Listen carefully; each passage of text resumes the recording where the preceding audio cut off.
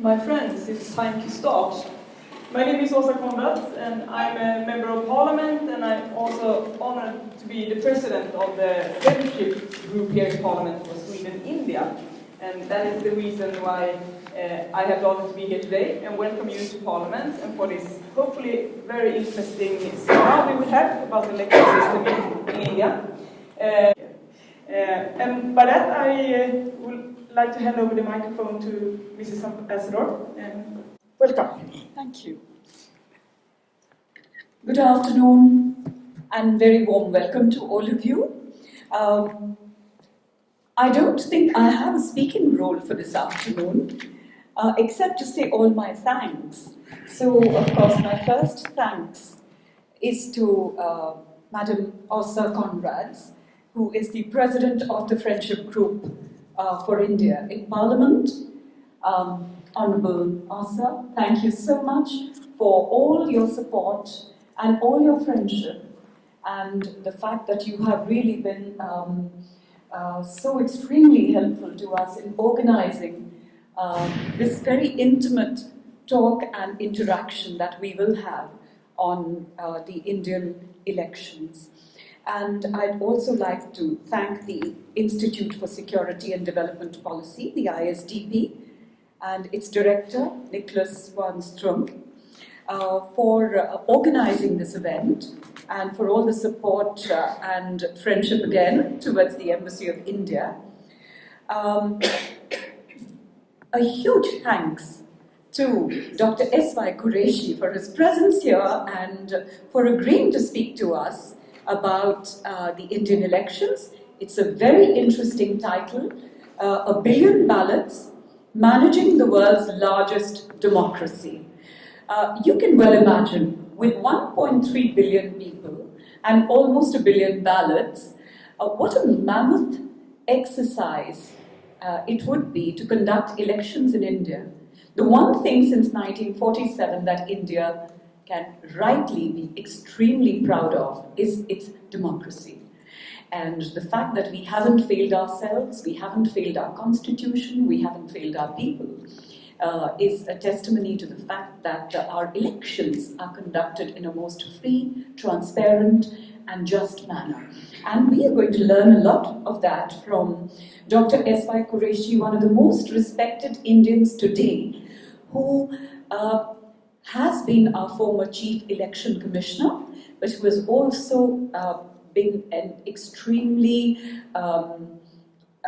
extremely respected civil society voice in India, apart from the fact that he has been a civil servant himself and has served in very high positions in the government of India and thereafter as Chief Election Commissioner. But I would add to that by saying that a voice of sanity, a voice of balance, a voice of peace, and an old friend. So welcome, sir. It's really a matter of great pleasure and privilege for me to welcome you. I'm going to hand over to Niklas now to take this forward and to introduce our speaker. Well, thank you very much, Ambassador. And I think that you have done an absolutely fabulous introduction, but I would, of course, also like to extend my thanks to both you, Ambassador, and also, of course, Åsa Konrads for making this possible, and of course, Dr. Quraishi. It's actually very interesting. When I was looking to your profile, and I see that I can only agree with the ambassador here about your importance, what you've done. You held the position as Chief Election Commissioner in 2010 to 2012. Before that, of course, you were at other positions in sports and actually youth affairs. But I thought that one of the things that was very interesting, and I think puts a lot of challenges to the election system today, you participate in the introduction of the electronic voting machines. That is a thing that comes up now, but it's also becoming a challenge. We see that in the United States, we see that other ways. And also something that comes up as very important is fixing the legal limits of the amount of money which a candidate can spend on during the election campaigns. And of course that comes in what it's trying to do now in India, when they're trying to limit or demonetization of the election campaigns. So I think that your experience, your insight in this, of course, is not only relevant for India. You said 1 billion ballots, but I think we all going to have similar problems as India is having. But of course, you have a few 100 million more than most of us others have. So without much further ado, I would like Your Excellency to take up the floor and to have a presentation. And I would only, to strengthen what Åsa said, 15:45 I will break, we will move out of this. I would like all questions to be very short to the point. I do not want people to elaborate on the questions for a couple of minutes. Short questions, and then His Excellency can elaborate on the answers. I think that's a much more appropriate way to do this. So, Dr. Quraishi, the floor is yours. Thank you, Niklas. Thank you, ladies and gentlemen. First of all, thank you, Monika, for a very generous introduction. The most important part of the introduction was that she and I are very old friends from the same college, of course, 50 years apart, but we are old friends. He is a very nice person, one of the nicest human beings. I'm not just reciprocating her fine words, but actually it comes from my heart. I'm extremely proud to be invited here to share our experience of Great Indian Election. There is a nice title which they have given. This was not the title I had suggested, but 1 billion ballots. Somebody may find fault with it that we don't have billion at the moment, but maybe the next election, 2019, will be with billion ballots, because the way we had added 120 million voters between two elections, 2009 and 14. Now, between 14 and 19, we'll add at least 120 million, which will take us to 1 billion, and we may actually reach 1 billion. India is considered, we have very often heard, one of the largest democracies. Now, that is the biggest understatement, because we are not just one of the largest, we are the largest by miles. The second largest is USA, which is 1/4 of India. So that is something which puts an extra challenge on us. Now, in the last 65 years, some of the highlights which were referred to by the ambassador, we have conducted 16 general elections to parliament and more than 400 general elections to state assemblies. We have more than 3 million elected representatives at 3 tiers of democracy, and never once have we missed the deadline. And never has the credibility of the elections been questioned. That's why the changeover of power has always been smooth, and the kind of remarks that we get routinely, like Barack Obama said, as an example for all of us, historic. Hillary Clinton described Indian election as a gold standard. Now, India is perhaps the most diverse country in the world. We have all the major religions, we have 22 official languages, 2,000 developed languages, 6,000 dialects, and geographically, snow-covered mountains and deserts and islands and forests. Whatever you have anywhere in the world, we have it plenty in India. And in such a situation, we are actually perhaps the most plural society, and there is adequate constitutional and legal protection to India's pluralism. We have to be inclusive. When we are such a diverse society, we have to be inclusive. We have to ensure that not one person is left out. When I say not one person, I actually mean it. And I'll demonstrate to you how we take care of even the single voter. India, for instance, women, they have equal voting rights from day one in 1950. Very often we are asked that even USA doesn't use EVM, even Europe doesn't use EVM. Why do you use EVM? My answer is that even USA gave equal voting rights to women in 144 years. UK, mother of modern democracies, gave equal voting rights in 100 years. We gave it on day one. Now who has to learn from whom? So therefore, to say that the EVM and any good thing has to come from that is surely not a good argument. For the disabled, we have nearly 1 million polling stations. Each one of them, they are all in government schools, and each one is provided a ramp for the physically disabled to be able to come. At the time when we introduced democracy, we had 84% illiteracy. So we had to be illiterate friendly. That is when we introduced symbols for every candidate, because they can't read, but at least they can recognize the symbol. And we are illiterate friendly. And the inclusiveness, the latest inclusiveness was transgender. We got a request from transgenders, and their number probably is about 3 million, that when they go to enroll themselves, they're denied this right because there is a column about gender, male or female. Well, they are neither, so what do they write? In the process, they were getting denied. Believe me, it took us just 1 minute to create a third gender. We said, yes, you cannot be denied, you are citizens of India. We created a third gender called O, other, male, female, and other.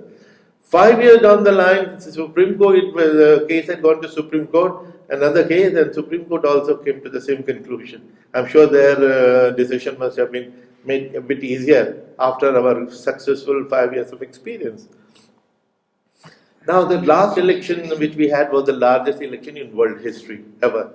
So, if you just look at the figure, 834 million voters, nearly 1 million polling stations, nearly 2 million electronic voting machines, and 11 million personnel conducted the polls for us. And they're all government servants, normally considered inefficient, lazy, and corrupt. But under the Election Commission, they deliver a zero-error election every time, which shows basically they're competent. They have to be given the right environment, right leadership. Then the number of political parties, registered parties, all that, Now, I'll just take a few comparisons. When I said the largest democracy, we are larger than every continent. We have more voters than all 50 countries of Europe put together, or 54 countries of Africa put together, or North and South America, 43 countries. I didn't even know there are 43 countries in those two continents. We have more than that. Entire Commonwealth. Actually, we are 90 countries rolled into one. And the complexities of 90 countries into one.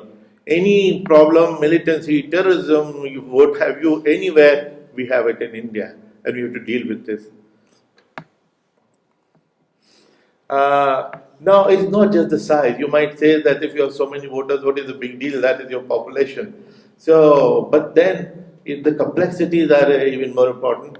We have a polling station for a single voter. He is a temple priest in forest of Gujarat, Gir forest of Gujarat. If you Google, it is famous for Asiatic lions. Nobody goes there. The priest goes there. He is fed by neighboring village. They know some shortcut with which they bring food for him. Now we have a polling station for him. A polling party of 6 goes there a previous evening to set up the polling station. We wait for him to come and any time of his choosing to come and vote. And even after he has not voted, we cannot pack up and go. Because theoretically, somebody may come and say that he was a bogus voter, I am the real voter.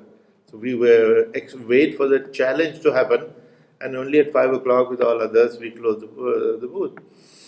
Similarly, we have various stories, 2 voter booths or 3 voter booths, and so on. There is an interesting story, if there is time, I'll mention it, how in the previous election, which we had in 5 phases, the last phase is 100 million voters in 131,000 polling stations, but we were not bothered about them. That was routine for us. We were worried about 2 polling stations with 37 votes. At 16,000 feet in Kargil in Kashmir, where Indian Air Force helicopters failed to land 4 times and voted 2. So we sent it, how we dispatched the polling party on foot and how we got the results back. That's a story in itself. Since we have so much of diversity of geography, we use all kinds of transports, come from camels to boats to elephants to helicopters, whatever it takes to reach there, we use all that. We have made elections very peaceful, how we do vulnerability mapping. We are always learning. That is the secret of our success. We learn from the smallest official somewhere in far corner and make it a national level scheme. how we track every polling station, the movement, communication tracking, and so on.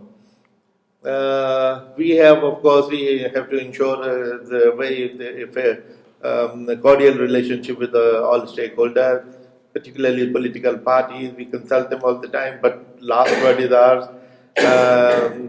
The ruling party, before long, starts hating us because we neutralize the incumbency advantage. Opposition parties love us. Same ruling party, when it becomes opposition, they also love us then, because they realize that for neutrality and for fairness, you have to go to election commission. We deal with civil society organization. How we mobilize the staff, 11 million people, a football team which has been practicing together of 22 people can perform, but here is a team which is 11 million drawn yesterday, and we have to convert them into a team and make them deliver. That's not an easy task, but we have experience now to deal with them. Training, therefore, becomes very important, because if we want zero error, we have to give a great training. And let me mention, because in case I forget, we set up 5 years ago an institute in Election Commission called India International Institute of Democracy and Election Management, IIIDEM. And in 4.5 years, 73 countries got training from us. There's a beeline, because we hardly have space, because the top floor of the Election Commission was vacated for that. But our new building is coming up very soon, within the next couple of months. Then we can accommodate many more trainees and many more countries. Neutrality in the entire process is non-negotiable. That's the secret of our credibility. Why even a person losing by 1 vote doesn't contest the election. And actually, when I was talking about 1 vote polling booth, there was an a politician in Rajasthan who could have been chief minister of the state. He lost by 1 vote. You're from Rajasthan. Mr. C.P. Joshi, he would the Congress president, he lost by 1 vote. And when he was losing, he asked the returning officer to recount the postal ballots, because there is no question of recount of the machine. Every time machine will give you the same result. So there were 500 odd postal ballots. It took 15-20 minutes to recount, same result. He called a second time, can you retabulate the totals from the machine, because that's done manually. Another 15 minutes and the same result. His third phone call was to thank the RO for accommodating all his requests and conducting a fair election. Lost by 1 vote, no complaint. The side story was that his wife had not voted. I asked him this question when I heard that. I got curious and I asked him. And he said, yes, it's true. His wife and daughter actually had gone to a temple that day. So I have 3 lessons from here. One, that every vote counts. Second, you can't take even your family for granted. Third, on the day of poll, the most important temple is the polling station. So now, Mr. C.P. Joshi later on became an MP and a central minister. That's another story. So then, when we schedule elections, sometimes we are accused of, not taking into account this thing, that, something. Actually, it's a very complex exercise. India is a diverse country. We have to see local festival of a local small religious community. They should not be inconvenienced. So whether festival, examination schedule, a whole lot of considerations go into our. Now, the election violence used to be the norm. There would be dozens of the political murders on the day of election or before that. No, not the slightest violence can take place. The biggest criminals behave like lambs during the election period, because we have enforced that kind of a discipline and fear in the mind. We the last election, for instance, about 75,000 video cameras were circulating, taking every movement of theirs. We're capturing the movement, because which will be used against them. So they keep looking over the shoulder, and when they find that the camera is not leaving them, they decide not to misbehave. Then communication for election tracking, if there was time, I could have explained what a simple thing we saw in one district, how, in one village, to make it feel foolproof, because we must know any mishap which is happening at the time it is happening. Because after the booth has been captured and later on at the end of the day the result announced, then it is fait accompli. The case moves to election petition in the High Court. It will take 5 years. So we have to stop it in the tracks, and therefore we should know what's happening. How, private telephones, a series of them, millions of them, they were pre-tested the previous night, they were all working so that our communication is fail-safe. And we found that this was a great deterrent for the troublemakers. Once they know that nothing is hidden from the Election Commission, they choose not to misbehave. Electronic voting machine is a wonder machine of democracy. In fact, that's a question which now Europe should ask. I have been asked many times, if Europe doesn't use, why do you use? So I don't know why you are not looking at it. We have a foolproof machine. We have been using it since 1998. It's working beautifully. So what are you scared of? You should be able to make it foolproof. And of course, our ambassador will share our technology with you. Will even help you set up a voting machine factory if you so like. Yeah, the 20 years is a long enough experience. Initially, it was done in 1982. So, we are told that 4 countries which had started, like Netherlands, Italy, France and Italy, they went back. Now, it may sound like a big event, 4 countries abolished machine. But actually, the catch here is that all 4 countries were using the machine of the same company from Netherlands. If one machine failed in one country, obviously it fails in all countries. If Volkswagen is withdrawn from the factory, from market, it will be withdrawn from all over the world. It doesn't mean that these are separate incidents. The other thing we are told, German Supreme Court declared it unconstitutional. But in India, we follow the Indian Supreme Court. And our Supreme Court had said the same thing 25 years before that on the same ground, which was not a technical ground, it was a legal technical ground, that the constitution, German constitution demanded that there should be a transparent procedure which is visible, which was not there. Our Supreme Court said you cannot use machines because your law says a ballot paper, it doesn't talk of a machine. Please include that in the act and introduce the machine. So we did that, and since 98 we have been using it. So people, without going into the detail, start controversy, and that needs to be dealt with. In any case, the last thing that we, in this bullet here, voter verifiable paper audit trail is the last possible safety mechanism. That, while the vote goes into a machine which you cannot see, it's a question of your trust and we can demonstrate.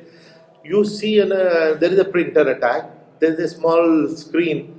You will see on that screen the person and the symbol that you have chosen, so that you physically verify.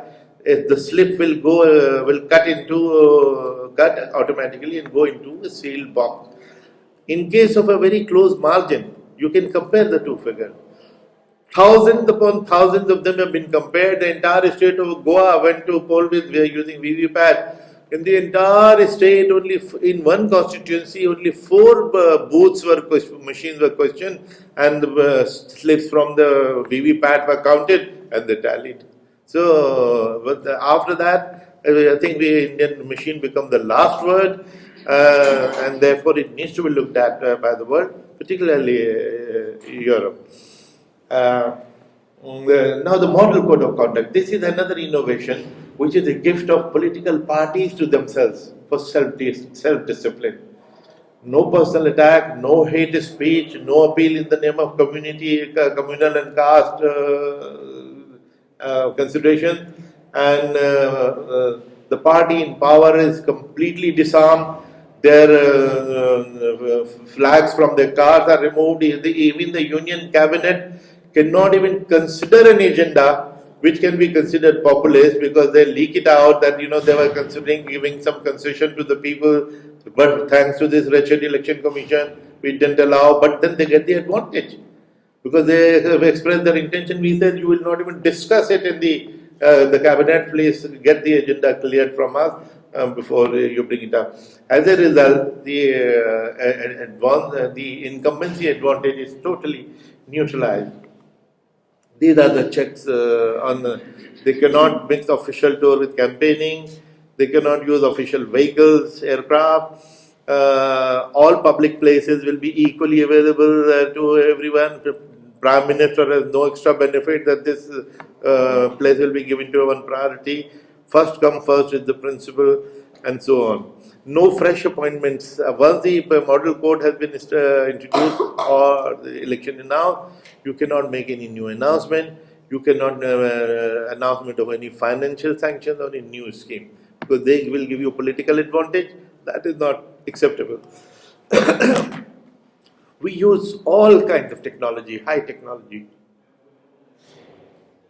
High technology, the latest available technology, everything except in EVM, where by a conscious decision we use the 17th century technology of an elementary calculator by design, by a conscious decision, because the machine should not be networked and what are all the safeguards I can mention in case there will be questions. Now, voter education. We set up a voter education division in 2010. There was a lot of opposition to the idea within the organization. They said educating voters is not your job. Your job is to conduct elections. We said nothing doing, because if the turnout is low, the legitimacy of the elected representative comes into question. If 20% people have voted for you, 80% have not voted, are you really representing the constituency? No. So that question comes up. That's why we say that voter education is important to persuade people. All the other dangerous alternative option of compulsory voting comes up. We are against it. Compulsion and democracy don't go together. Your right to vote includes your right not to vote. Interestingly, our Prime Minister, who was the Chief Minister earlier, was for compulsory voting, and we said nothing doing. And now, I'll show you at the end. There are some remarks by him which show how happy he is with our voter education, how we have made Election Commission voter friendly. So, now, having said all the good things about election in India, it's not that everything is hunky-dory. We do have problems. The biggest problem is money power. And we thought in 2010, by setting up an expenditure division, that we have controlled the problem. But we find that it was only temporary. They find new ways. At the end of the day, I'll show you my book, which I had printed a couple of years ago. It's called An Undocumented Wonder, The Making of the Great Indian Election.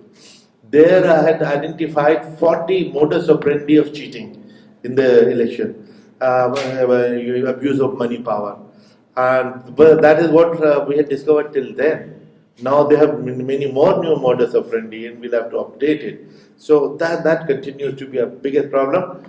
But we find that this is not confined to India. Actually, almost every country of the world has money issue, and worldwide there are conferences happening, so, which is no consolation that others have the problem. The point is that we have a problem. Now, criminalization of politics is another issue of which embarrasses us, because the number of people, MPs in Parliament who have criminal cases pending against them is high. At the moment, out of 543, 182 have some criminal cases. Many of them multiple cases, and many of them serious cases. Now, our demand has been that there should be a reform. They should be debarred from contesting, at least where there are heinous offences involved, like rape, dacoity, murder, and kidnapping. So this is something we are embarrassed about. Then urban and youth apathy. Urban voter turnout used to be very low. We answered by setting up a voter education division, and 2010 onward, every single election has given us higher turnout in history. We were often told that you should have compulsory voting like Australia, like Singapore. No, we add 4 Australias after every 5 years. Australia is a small state. Singapore is like those who know India. Singapore is the size of Karol Bagh. No, how can you compare Australia and Singapore and learn from them? In fact, I asked my Australian counterpart what is their experience of compulsory voting. He said very bad because they have a fine of $20 for which they end up spending $2,000 to recover that $20. And after that, I said, it must be 100% turnout because it is compulsory. He said, no, after all that, it is 90%. And the day we had that conversation, one of our state, Tripura, had already achieved 93% by persuasion, by education. We feel with voter education is the answer. We will shame, actually, we are using all kinds of approaches. The biggest problem was the so-called educated urban elite. They were not voting and they were bragging about it. Oh, I've never voted in my life. We said nothing doing. We will convert this fashion statement into a statement of shame and embarrassment. And we had a campaign, we lampooned them, we ridiculed them. As a result, the voter turnout went up sharply, and they were showing their marked finger. Every voter's finger is marked. They were showing their finger, look, I voted. I'm not a pappu. This was called a pappu campaign in Delhi, which was very well, and we have so many variants all over. Rumors, social media, rumors play a very big role, and that is now, those of you who are following Indian news, the way rumors are being floated about the EVM, about booth capturing, about all that happens all the time. I've already mentioned these. Just one thing. Now, we added between two elections after 2009 and 14, 118 million voters, which is like a South Africa and a South Korea combined, or 3 Canadas, 4 Australias, 10 Portugals, or 20 Finlands. They were added in just 5 years. Another 5 years, all these are getting added, and many more. Last general election was considered the first social media election. These figures are already out of date the way the mobile technology is increasing, so I will not go into these. We are always innovating. None of the above is one option which has been given on the machine. If you don't like any candidate, instead of sitting at home, which is not the option, we give you a holiday that day. You go there, press a button, none of the above, which is the last button, express your disapproval. Maybe the political parties will be shamed into putting up good candidate once they realize that people are unhappy with the choice. VVPAT, I have already mentioned. We started issuing voter slips to the voters, which was done by political parties. That also increased our turnout. Now, we did not even know we conduct green elections. In one meeting which was headed by the President of India, the Speaker of our lower house, she mentioned in her speech about Indian, and here I was the Chief Election Commissioner of the country and conducting elections. I was not conscious that I am conducting green elections. She mentioned it. Then we sat up and realized that she was so right. Ever since we started using machine, every election we save 11,000 tons of paper, for which we would have used 280,000 trees would have been cut, and billions of gallons of water, how much of power and how much of money repeatedly the paper, and then we control noise, the loudspeaker, till what time to what time, and what will be the decibel, and no moving loudspeaker and thing. Defacement of property was the order of the day. Political parties will come, deface your walls.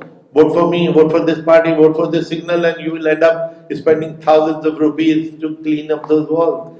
Banned altogether. Then petrol, they used to have cavalcade of 500 cars, 1,000 cars. We said nothing doing, not more than 10 cars. So less petrol, less cars, less pollution, and less noise, less traffic nuisance. Then we do not allow use of plastics at all. And mind you, none of these is election laws. These are normal laws of the land, except that they are not enforced in normal time. When we come in the picture, we enforce them strictly. Which is, and now many politicians don't like it, and sometimes media also falls in line. We have killed the festival of democracy We have turned it into the silence of the graveyard. In fact, there was one news article by a journalist, very good friend of ours though. He complaining about how we have killed the festival of democracy. I wrote a counter article in Hindustan Times. And the gist of it was, Madam, if you're missing the festival of democracy, please send me your address. I'll send the festival to your house. There was no reply, because then your walls will be painted blue and black and there will be blaring loudspeakers, and then don't complain. So, in fact, people love it. And real festivalists turn out. There used to be 20%, 30% turnout. Now there is 80%, 90% turnout. So what is a bigger symbol of festival than people's turnout? So, voter education I have already mentioned. We lost an interesting range of activities that we did, which has revolutionized. Lessons learned, maybe we can skip. We have to plan. We screen and randomize our staff. Getting 11 million people to behave themselves is not easy. It's not that they're all saints. Many of them are crooks. But we know them. It takes a thief to catch a thief, as you know. So, and we have been bureaucrats ourselves. So we delegate generously. Once we have screened them, we trust them. Because they have to deliver on the front. We don't have to keep sending them orders. Monitor effectively, act neutrally, learn from mistakes, leave notes for posterity. These are routine headlines. A good election is no news anymore. A bad election will be. And we have to, in fact, set the benchmark higher and higher, and that is our challenge. Now, these are truly the greatest show on earth was the title given by New York Times. It is truly the greatest show on earth, an ode to a diverse and democratic ethos, and inspiration to all the world. Then Financial Times, Indian voters shows the way forward. If you see the Independent, the last 3-4 minutes, sir. Now you must read this. This is interesting. India confirms its status as a democratic beacon, yet for this chaotic nation, with its almost unfathomable religious, linguistic and social diversity, not only to hold free and fair elections, but also to deliver a stable government is a truly remarkable achievement. This is Independent London. Now some pictures. Now when I mention elephant and camel, these are the only ways to reach those. Yeah, the last picture at the bottom where you see our former Prime Minister Manmohan Singh. He's showing his finger, because every voter's finger is marked with a black ink, which cannot be removed for 1 month, so that he cannot go to the second polling station and vote a second time. Nobody is spared. Democracy is a leveler. Prime Minister is not spared. He and his wife, their fingers have been marked. And you can see from their facial expression, they are not complaining. In fact, Prime Minister is normally very economical with his smile, but in this case, he is smiling. Now, this was the team which went to that Kargil, the 2 polling stations which we were bothered about. So, in knee-deep snow for 4, they walked for 4 days in knee-deep snow. So, they read just the day before counting.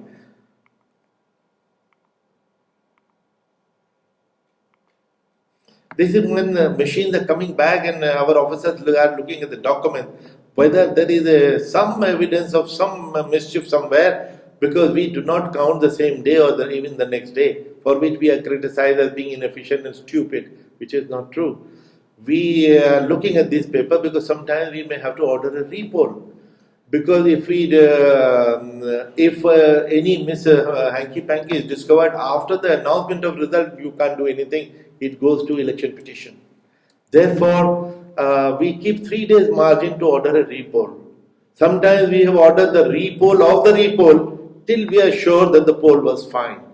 Now, this has again become a deterrent. Mischief makers know that the repoll is the last weapon which we will use, and therefore they will not even attempt to capture the booth.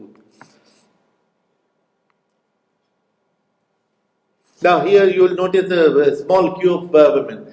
How there were used to be about 10 percentage point gap between men and women voting. It has now come down to 1.4. And the small thing they did besides the review, election in UP, I was just reviewing on the video conference and I made a casual remark which turned out to be historic. I said to increase women's turnout, for every man who goes inside the polling station, why don't you allow 2 women to go so that their queues moves faster? It was magic. The women were free in 5, 7, 10 minutes, went back. And when they told the neighbors were surprised because women in India are very hardworking. There are 3 shifts.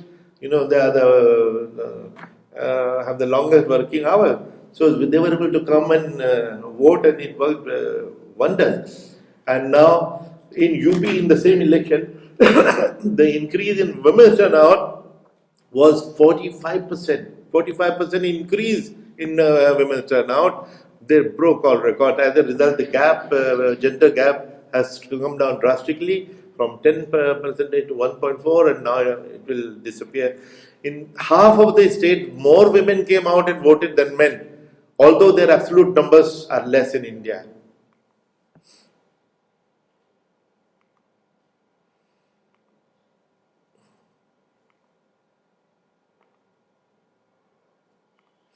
Now, this is our former president, the then president of India. She also has to carry an ID card. No escape. And you will notice she is also not complaining, showing it proudly. Now, ladies and gentlemen, this is a quiz for you. One of them is a losing chief minister, the other is a winning chief minister. Please identify. Now, this is a statement on the quality of election. What Ambassador was mentioning about smooth changeover of power, the credible election, because they know if one has lost, he lost genuinely. No complaint in the election commission, no aspersion, and this is how they conduct themselves. Same 2 guys. After the campaign, Prime Minister Modi goes to the outgoing Prime Minister with a bouquet.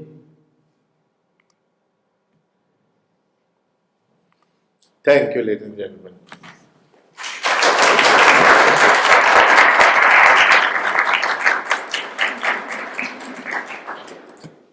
Well, first of all, I would like to.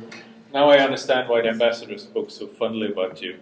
This has been an extremely interesting exercise, and I think that it is truly an enormous task.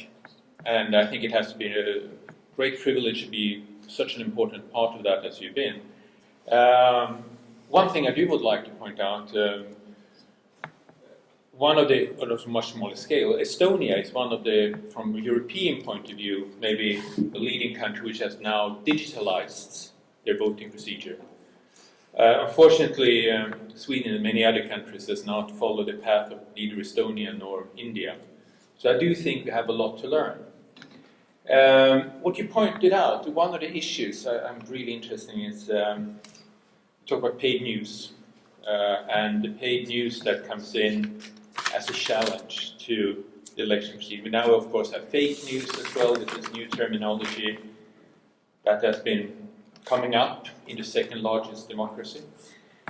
Do you see any legal possibilities to monitor this without actually contradicting press freedom? Because, of course, this is an extremely sensitive issue.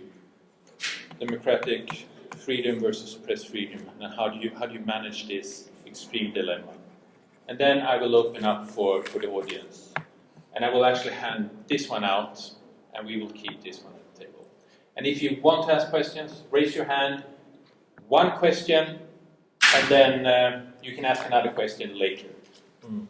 I'm glad that you noticed, I had not mentioned paid news, but you noticed that this is one of the unsolved problems that we have. You are absolutely right, press freedom cannot be compromised at any cost, but we are referring to a malpractice which has crept into the media, started by one of our big national dailies, that they have treaties and you can get editorial written in your favor for some money. They will write the news item favoring you. And how we discovered was that they develop packages. You give me 1 million and I'll keep praising you, and if you give me 2 million, I'll keep praising you and keep demolishing your enemy or skeletons out of his cupboard every day, and you want to have nothing to do with this. So the least they will punish you by blacking you out or also writing against you. So per force, every political party has been forced to fall in line. Now political parties are fed up. They all came to us. In fact, the professional journalists are fed up of this. In fact, the Editors Guild of India, Women's Press Corps, and two other press associations jointly came to us and made a representation. It is the proprietors who have started this malpractice, and we need to do something. We have proposed to the government an electoral reform that paid news should be made a criminal offence and an electoral offence. When it is proved that you have taken money to write something, it should be action should be taken. And one reason why we have banned, Parliament has banned exit polls. In fact, the parliamentarians wanted ban on opinion polls also, because if you can get a paid editorial, you can get a paid opinion poll, paid exit poll, so you can't trust. These are very good things. Genuine polls are very good things. But manufactured poll to disinform people, there are judgment after judgment of Supreme Court that informed choice of the voter is a fundamental right. Therefore, disinformation is not what we need to protect. It is the freedom of expression and true expression that we need to protect. Hopefully, since the MPs and all parties are themselves affected, hopefully they will introduce this reform. Sir, you had a first question? Yeah, my name is Halim. First of all, thank you for an excellent presentation. I think India has truly a system to be proud of. I have a question for you, not so much on India, but as I would say, as an election professional. There is a moving away from electronic voting towards paper voting, not so much, as you said, because there is a problems with machines, but because there are certain countries that are afraid of hacking of their process by foreign powers. I was just wondering, speaking as an election professional, how do you view this? I mean, is that unavoidable? Is it avoidable? Is it what are your feelings on Yeah. that? You know, those fears and concerns are genuine. Hacking is our concern also, and at the same time, our machine, the beauty is it is not networked, and it is a one-time programmable read-only chip. And I'll give you an analogy. Your calculator has never misbehaved in the last 5 years. 2 and 2 will always be 4 on that computer because it is programmed like that. Therefore, it is a standalone machine which is very innocent. Like a glass, I pick it up and I put it down. It doesn't take any command. It is not networked by internet. This machine is dangerous. This can bring the whole building down because this takes commands from outside, which is why our machines are not networked. And even this laptop here, even it is not connected to wireless, it is dangerous. It can be programmed. Now, but calculator is programmed only once. After that, you cannot fiddle with it. So it is like a calculator, one-time programmable read-only chip, and that's all it does, and nothing else it accepts. Therefore, in 20 years we have been doing our elections wonderfully. I think you should send your delegation, come to India and learn from us, and you will find that, and with VVPAT thrown in, because you can audit every vote. And as I mentioned, the entire state of Goa went to poll, and by 2019 our machines are being manufactured. By 2019 our entire country will have a VVPAT. After that, I think nothing else is really required. But what are the advantages of the paper ballot? We used to have a whole paper ballot. There used to be lots of invalid votes. Because remember, there is still 25% illiteracy. When the ballot paper is given to you and you have to put a stamp or you have to mark it, give a pen to an illiterate man, his hand will shake. Now, and even to put a stamp, sometimes his hand will shake and it will cross a border or there will be smudges. There used to be thousands of invalid votes. And every invalid vote would be disputed and on which there will be really fisticuffs. Now, after the voting machine, there is not a single invalid vote. Sometimes invalid votes used to be more than the winning margins. That has disappeared. It used to take 3 days for the results to be out, and if the margin of victory was close and a repoll was ordered, it would take 5 to 6 days to. Now, same staff, totally tired and logged inside the counting center. So all that is now history. There used to be so much of so many problems. Now 834 million voters, 554 had voted, which is the highest ever. By lunchtime, nation knows the result. It's not a small achievement. So I think EVM, any machine is not what we are guaranteeing. It is the Indian EVM we are guaranteeing, because we have taken care, besides the technological security, there is so much of custodial security. It will not fall into your hand, and it is checked 3 times by engineers, and every time we open the strong room to take out the machine to test, we call political parties to sit with us.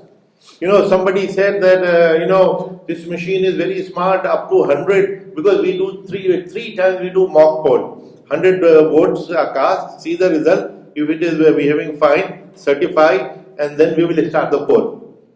So we said, no, this machine is very clever. Up to 100 it will act honestly, it will start cheating after 100. So we said, all right, 10% of the machines will be pressed 1,000 times. Now 1,000 times press means the whole day. And 10% of 2 million is 200,000 machines are tested by 1,000 presses. And they are done by opposition, the political parties themselves. They feel, no, sir, don't punish us. Look, you complain, now you better sit with us and press the whole day. We reduce it to 5%, even then it is 100,000. So we have all kinds of tests, and it has stood the test of judicial scrutiny many times over. And in fact, in 2009, we threw an open challenge, come and hack. Many people came, they tried, they failed, and they gave up. Now, probably Election Commission is going to do it again in a week or so. Invite everybody, because we are the custodian of the system. It is our interest to give the nation a foolproof election. Well, I'm very happy the Indian machines are very smart, so they can calculate that. Sir, you had a... Yeah?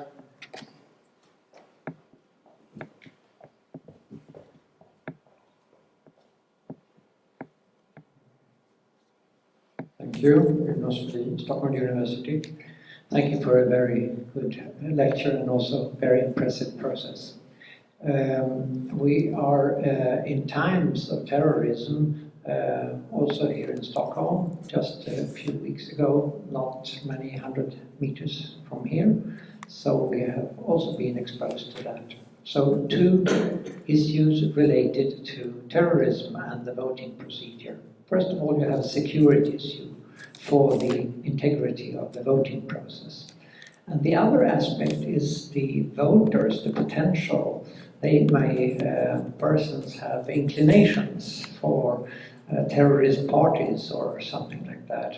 And so how are these persons, maybe not terrorists or families of them, how are they treated in relationship to the voting process? Well, the voters are not allowed to carry any arms, and airport security, like the security we all went through coming in, they all have to go through that kind of security, so that they're unarmed. That's very simple. But the biggest security measure that we have introduced is the use of Central Armed Police Forces, which is also euphemistically called paramilitary forces. They're armed police, they're not military. Military we keep miles away. So every political party demands Central Armed Police to be there because they're outsiders. Because they're not subjected to any local pressure or political pressure or influence. They come from outside. A man police from Tamil Nadu, when it goes to Punjab, they may be inefficient in their own state. When they go to Punjab, they're a terror. So everybody is scared. So we use the central police. Every political party demands that we bring them. And we have a 3-tier security. The innermost is guarded by what is called paramilitary. Then the armed police of the state and the normal day-to-day police. is the third ring. So secure, which is one reason why we are holding election in phases, for which sometimes we are criticized. We could do it all in one phase, but because the armed police forces are limited, they have to be withdrawn from Kashmir, from sensitive areas, from northeast or wherever there is maybe some problem. Therefore, that number being limited, then we rotate them into various phases, move them from phase to phase. Ideally, if we have enough number, we will do election in one day and go home secure. So, therefore, physical security of voters. Some areas are so difficult. The left-wing extremists, the Maoists, who killed 25 people yesterday. Now, so there are some areas where security needs security. There are even armored vehicles. They are blown up 40 feet because of the pressure bombs they use, landmines. So we have to provide security, and how we have alternative routes, how we use surprises. So at the same time, there are some very difficult areas. We have to keep our fingers crossed and pray that it works well. And so far, our elections have been very, very peaceful. Last 15 years. Other questions? Anyone has something they would ask, or else I have other questions coming up? Well, one question I would like to ask is the new Modi government is talking about demonetization in terms of campaign funding in these various assembly elections in a number of states. What is your views on that? Has it been successful? And of course, we read a lot about the whole currency and how it impacts. There's been pros and cons, and I would like to hear. Yeah. In fact, the day he announced demonetization, I wrote an article the very next day in Hindustan Times. It can be Googled. And I wrote that whatever may be the impact on economy, I'm not an economist, I don't want to even venture, but on the coming elections of the 5 states, it will have wonderful effect. Because many political parties had stacks of cash, bagfuls of cash, which they would distribute close to the election. Now they won't be able to convert that into new currency. That will all become trash. So immediate in the short run, it will be definitely beneficial, which it proved to be. All at the same time, I know from experience, as I said, my guarantee is only for these 5. By next year, they would have invented many more modus operandi. Because, as I said, out of beyond 40 modus operandi, there are many more. Has the book come? My books? I'll just demonstrate. Yeah, anyway. This, any other questions coming up? Yeah. Oh, well, yeah, this is the book which has 40 modus operandi which we had discovered then. In fact, my dilemma was to go with an American heading, 40 ways to cheat in the election. But then I would have been hauled over the coal by the political parties. So I said 40 ways to stop cheating in the electoral. We like to stop. We like the constructive twist of that one. Sir, yes? As a very young man in India, I think it was 1952 or something, the elections, there was a lot of busing of voters. Is this still permitted, of taking voters by trucks or buses to the voting places from the villages? Not at all, not at all. That is considered bribing a voter, and that has been stopped totally. In fact, sometimes we feel that it does inconvenience. After all, there are poor people. How will they come? But at the same time, we had to take a call. The political party candidates cannot transport voters. They have to come on their own. And you saw some of the pictures, how their relatives are bringing them on a cart or in a wheelchair or whatever. It has to be a voluntary effort. Yes.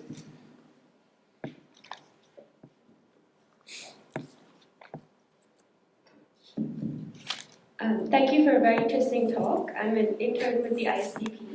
I just wanted to ask you what you think about electoral quotas based on sort of the SC, STs and the reserve caste, especially considering there are allegations that they help the backward castes to gain political power, but not really economic power. So do you think there's a need to revise them to reflect economic reality? Well, actually, the constitution provided for reservation for scheduled caste, scheduled tribe for a very good reason. These are very downtrodden people who have been treated so badly for thousands of years. They were extremely poor. They are illiterate. So after to bring them up to some level, this has been a very good policy, and it was later on extended to OBCs. Now it has become too politicized because now there is a competition in the country. Instead of people wanting to say that I'm an upper class, everybody wants to be declared a backward class. So now it's funny because those are the kind of advantages. So because the cake is small, the takers are too many. But in principle, reservation for scheduled caste tribe is a very good idea. It's very important, and it is there to stay for some more years. Any last questions? I would take this opportunity if you have any question, because this is, I think, a unique opportunity for us here in Sweden to have this opportunity. So, any final question before we close? So we're going to make Åsa very happy, so she can go and cast her vote in a democratic society. Any final?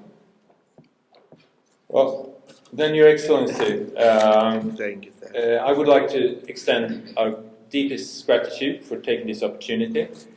And actually, I do have to say, I've been very impressed. Unfortunately, India is not receiving all that attention in Europe, and definitely not in Sweden as it should do. And I think this is actually evidence how important the Indian experience is, and that we can actually learn a great deal from India, even in what we consider to be our own game, democracy and all that. So, for me, I hope that this has been a good starting point for ISDP and, of course, the Indian Embassy to collaborate more on Indian issues. And then to Åsa, I would also like to extend the thanks for being here. And as a member of the Friendship Association, we hopefully can do much more together with you and the Embassy in the future. So thank you, sir, and you're always welcome back to Sweden. And thank the audience for participating. So.